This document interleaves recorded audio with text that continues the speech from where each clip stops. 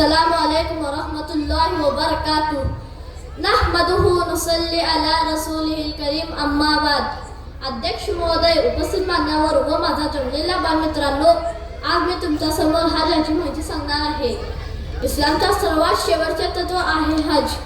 अल्लाह सांगतो, हे मानो, मी तुला साधन संपत्ती दिली आहे, त्याचा उपयोग कर व माझे घर मक्का आहे, त्याची यात्रा कर। ज्याच्याकडे मक्का येथे जाणे येण्याच्या एवढी संपत्ती आहे, त्याला आपल्या आयुष्यात एकदा हज करणे अनिवार्य आहे। पूर्वी आजचा प्रवास खूपच खर्चाळ होता, आता मात्र खूप सोयी सुविधा झाल्याने हज आसान झाले आहे।